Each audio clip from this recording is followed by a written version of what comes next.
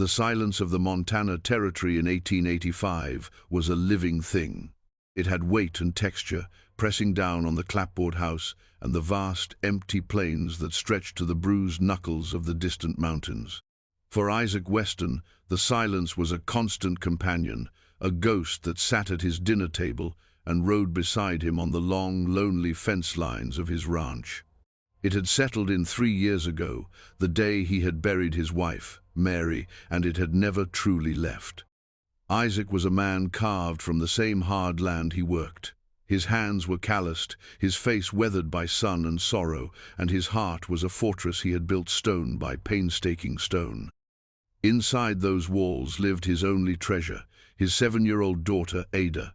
She had her mother's bright, curious eyes and a spirit that the relentless quiet had not yet managed to dim. She was the one reason Isaac swung his legs out of bed each morning, the one anchor that kept him from drifting away on the tide of his grief. Their life was a rhythm of necessity. They rose with the sun, tended to the cattle, mended what was broken, and ate their meals with the specter of Mary's absence in the empty chair between them. Isaac was a good father in every practical sense. He provided, he protected, he ensured Ada was warm and fed.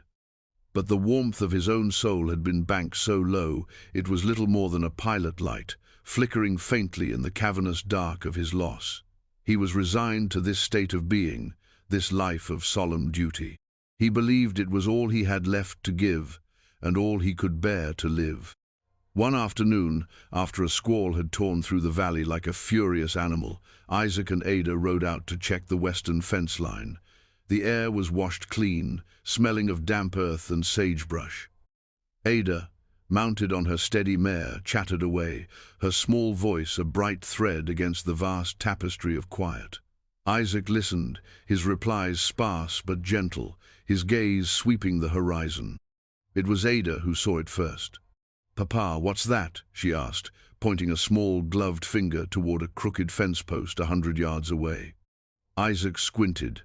At first, it looked like a bundle of rags snagged on the barbed wire. A coyote, maybe, caught in the storm. He urged his horse forward, a feeling of unease prickling his skin. As they drew closer, the bundle of rags took on a horrifyingly human shape. It was a boy. He was slumped against the post, his small frame looking utterly defeated. His wrists were bound to the wood with a length of frayed rope, the knots pulled cruelly tight. Isaac dismounted in a single, fluid motion, his heart hammering against his ribs. He knelt beside the child, his breath catching in his throat. The boy couldn't have been more than 8 or 9. His hair was a matted tangle of dirt and straw, his face smudged with grime and streaked with the clean paths of old tears. His clothes were thin and torn, offering little protection from the elements. A dark bruise bloomed on his cheek, and his lips were cracked and pale. He was shivering, not just from the cold, but from a terror so profound it seemed to have stolen his breath. He didn't look up. His eyes, wide and vacant, were fixed on the muddy ground before him, as if all the hope in the world were buried there. "Ada, stay on your horse," Isaac commanded, his voice rougher than he intended. He pulled his knife from its sheath, the steel glinting in the pale afternoon light. He spoke softly to the boy, the way he would to a spooked colt. "I'm not going to hurt you. I'm just going to cut these ropes." The boy flinched violently at the sound of his voice, but made no other move. Isaac sawed carefully through the fibers, his own hands trembling with a rage so potent it made him feel sick. What kind of monster would do this? Leave a child tied to a fence in the middle of nowhere, a meal for wolves or a victim of the cold? The ropes fell away, revealing raw, chafed skin on the boy's wrists. He didn't move. He remained huddled against the post as if the bindings were still there, a phantom brace holding him up. Gently, Isaac scooped the boy into his arms. He was lighter than a sack of feed, a fragile collection of bones and fear. He carried him to his horse and settled him in the saddle, wrapping him in his own sturdy coat. The boy was limp, unresponsive, his head lolling against Isaac's chest. For the first time in 3 years, Isaac held a child that was not his own, and the feeling was a profound and terrifying disruption. It was a problem, a complication, a crack in the fortress he had so carefully maintained. Ada watched, her eyes wide with a mixture of horror and profound pity. She rode close, her little face a mask of concern. "Is he dead, Papa?" she whispered. "No," Isaac said, his voice a low growl. "But he's close to it." The ride back to the ranch was a study in contrasts. Isaac was a storm of fury and grim responsibility. Ada was a well of silent compassion. And the boy between them was a vacuum, a void of trauma who seemed to have left his soul out on the prairie. When they arrived, Isaac carried him inside and laid him on the small cot near the hearth, the one that was usually reserved for sick lambs. For the first few days, the boy was like a ghost haunting their home. Isaac had undressed him, cleaned the grime from his skin with a warm cloth, and dressed him in a set of Ada's old clothes that were far too small, but better than nothing. He had spooned thin broth into the boy's mouth, which he swallowed mechanically, his eyes never meeting Isaac's. He did not speak, he did not cry, he did not make a single sound. He simply existed, a silent testament to some unspeakable cruelty. Isaac's plan was simple and practical. He would nurse the boy back to some semblance of health, and then he would take him to the next town, to the sheriff, or whatever charitable institution passed for an orphanage. The boy was a stray, and strays were taken to the pound. It was a harsh thought, but Isaac's world had become a harsh place, and sentimentality was a luxury he could no longer afford. He saw the boy as a duty, a temporary weight on his already burdened shoulders. Ada, however, saw something entirely different. She did not see a problem to be solved. She saw a person to be healed. She would sit by the boy's cot for hours, her prima open on her lap, reading aloud in a soft, steady voice. She brought him her favorite carved horse, placing it gently on the blanket beside his still hand.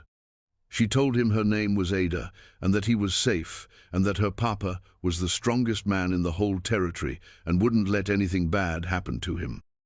"He needs a name, Papa," she declared one evening as Isaac was checking the boy's forehead for fever. "He has a name, I'm sure," Isaac replied, his tone clipped. "He just isn't telling it." "Well, until he does, I'm going to call him Leo," she said, with the unassailable logic of a child, "because he's quiet and strong, like a sleeping lion." Isaac didn't argue. The boy became Leo. The name seemed to settle over him, a first, thin layer of identity over the raw wound of his existence. Slowly, tentatively, a change began. It started with his eyes. They began to follow Ada as she moved about the room. Then, one morning, when Ada placed a bowl of oatmeal on the small crate beside his cot, his hand moved, hesitantly, and picked up the spoon himself. It was a monumental victory. Ada beamed, and even Isaac felt a flicker of something other than grim duty. He watched as the boy, Leo, began to sit up, then to stand on wobbly legs. He still did not speak, but he started to help. He would follow Isaac out to the woodshed and stack small pieces of kindling into a neat pile. He would trail behind Ada as she fed the chickens, his movements silent and observant. He was trying to earn his keep, to make himself small and useful, to be worthy of the food and shelter he was receiving. The silence in the house began to change. It was no longer the heavy, oppressive silence of grief. It was a shared quiet, punctuated by Ada's chatter and the soft, shuffling footsteps of a boy learning to walk in a new world. Isaac found himself watching him, not as a burden, but as a puzzle. He saw the intelligence in Leo's dark eyes, the innate gentleness in the way he handled a newborn lamb, the fierce determination in his small, set jaw as he mastered the simple chore of sweeping the porch. One night, a terrible scream ripped through the quiet of the house. Isaac was out of his bed in an instant, his rifle in his hand, his heart pounding with primal fear. He burst into the main room to find Leo thrashing on his cot, his face contorted in the grip of a nightmare. He was whimpering, guttural sounds of pure terror escaping his throat. It was the first time he had made any sound besides a cough. Ada was already there, trying to soothe him, her small hands on his shoulder. "It's all right, Leo. You're safe. It was just a dream." Isaac set the rifle down and approached the cot. The hardened rancher, the man who had faced down blizzards and rustlers, felt a wave of helplessness wash over him. He knelt, his large, calloused hand hovering uncertainly before he placed it gently on the boy's heaving back. "Easy now, son," he murmured, the word son slipping out, unbidden and strange on his tongue. Leo's eyes flew open, wide with panic. But when he saw Isaac's face, softened by the flickering firelight, the terror slowly receded, replaced by a raw and desolate sorrow. A single tear tracked a clean path through the dust on his cheek.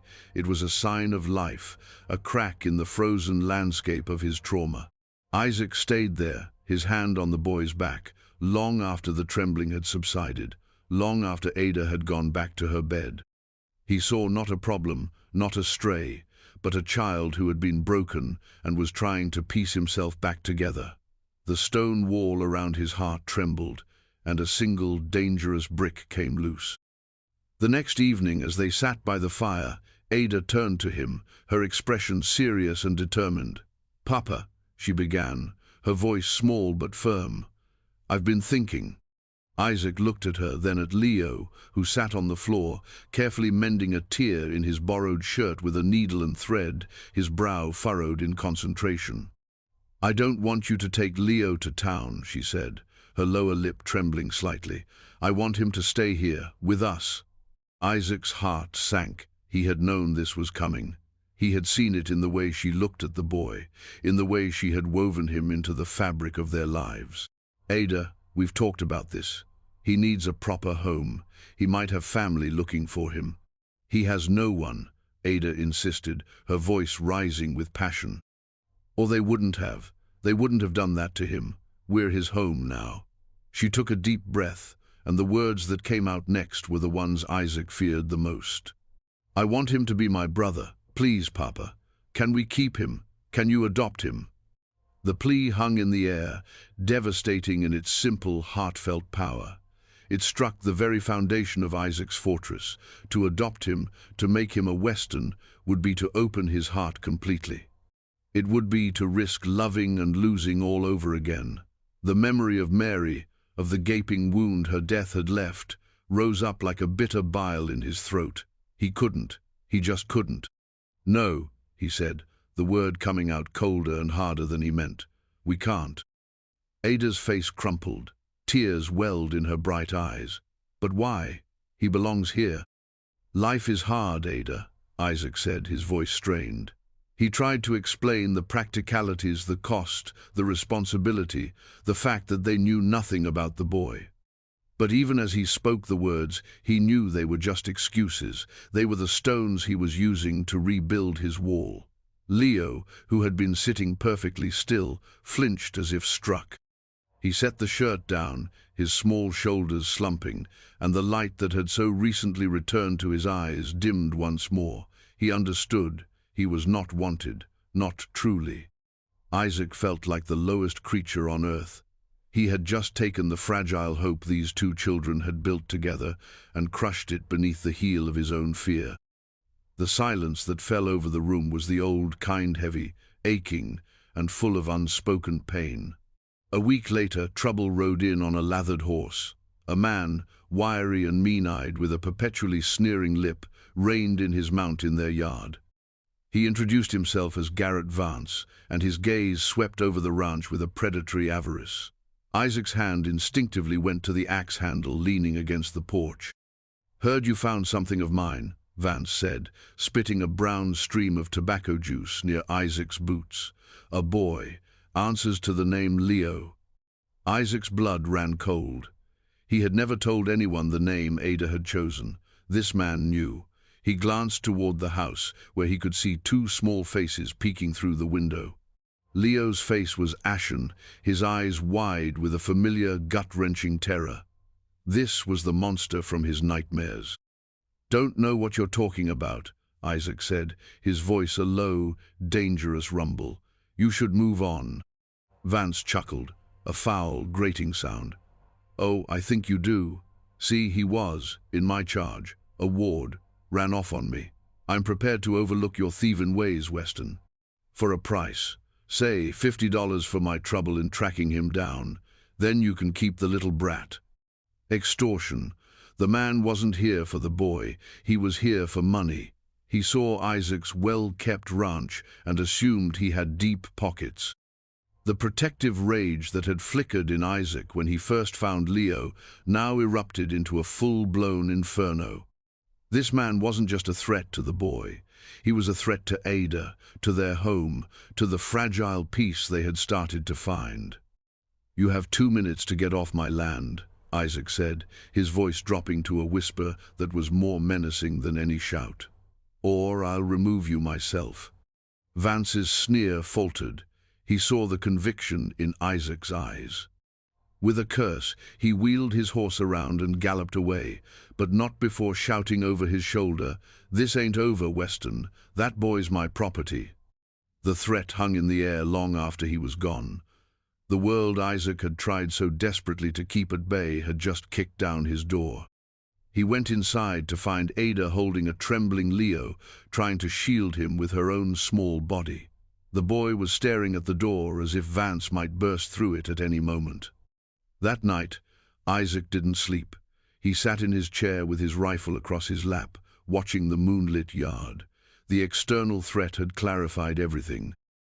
His refusal to adopt Leo had been about protecting his own heart, but now, the only thing that mattered was protecting the boy. He had become part of their small, fragile world.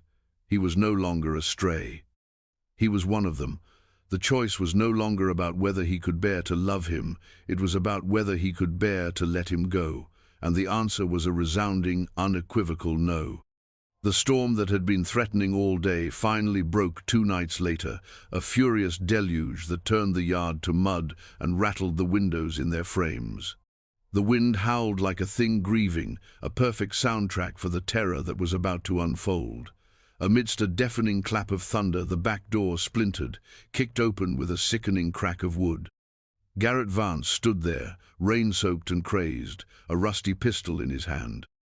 "I told you I'd be back," he snarled, his eyes darting around the room, landing on Leo, who was frozen with fear behind the kitchen table. "Come on, boy, we're leaving." Isaac moved without thinking, placing himself squarely between Vance and the children. "Get out of my house." "I'm not leaving without my payday," Vance shrieked, raising the pistol. "Either the boy or the money." In that moment, Isaac wasn't the grieving widower or the cautious rancher. He was a father of 2. He lunged, not at Vance, but at the heavy iron skillet on the stove, swinging it in a wide, desperate arc. Vance fired, the shot going wild, shattering a window as Isaac's skillet connected with his gun hand. The pistol clattered to the floor. Vance roared in pain and fury, charging at Isaac. The 2 men crashed into the table, sending plates and cutlery scattering. They were a tangle of limbs, grunting and straining in the dim light. Vance was wiry and quick, driven by greed and desperation, but Isaac was powered by something far stronger. He was fighting for the 2 small heartbeats huddled by the hearth, for the future he had almost been too afraid to claim. As they wrestled on the floor, a small, high-pitched voice cut through the chaos. "Leave him alone." Isaac's head snapped up. It was Leo. The silent boy was on his feet, his small fists clenched, his face a mask of terrified defiance. He had found his voice to defend not himself, but the man who had taken him in. That single shouted phrase was a lightning strike to Isaac's soul. It galvanized him. With a surge of renewed strength, he slammed Vance's head against the floorboards. The man went limp. Isaac scrambled to his feet, breathing heavily, and stood over the unconscious form of their tormentor. The fight was over. The threat was gone. The house fell silent, the only sounds the drumming of the rain and the ragged breaths of 3 people. Ada ran to him, wrapping her arms around his legs.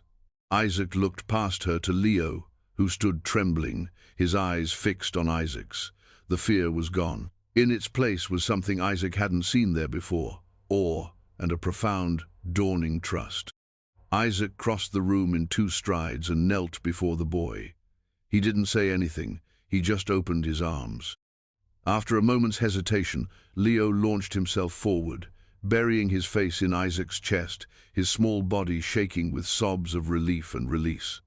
Isaac wrapped his arms around him, holding him tight, then reached out his other arm for Ada, pulling her into the embrace. He held his children, both of them. The walls around his heart didn't just have a crack in them anymore. They had crumbled into dust. In the quiet aftermath, after Vance was tied securely in the shed to await the sheriff, the 3 of them sat huddled together in a single blanket by the fire. The storm outside was passing, the rain softening to a gentle patter. Isaac looked at Ada, whose sleepy head rested on his shoulder. Then he looked at Leo, who was watching the flames, his face calm for the first time since he had arrived. "Leo," Isaac said softly. The boy looked up at him. "What Ada said before, about you staying, about you being her brother." He took a breath, the words feeling right and true in his mouth. "She was right. This is your home now, if you'll have us." Leo's eyes filled with tears, but these were not tears of sorrow or fear. He nodded, a small, jerky movement full of overwhelming emotion. Then, in a voice barely above a whisper, raw from disuse, he said, "Yes." It was only one word, but it held a lifetime of meaning. It was acceptance. It was a beginning. In the weeks and months that followed, the ranch transformed. It was no longer a place of quiet endurance, but one of noisy, vibrant life. The sound of 2 children's laughter became the new music of the plains, a melody that healed the old, silent wounds in Isaac's soul.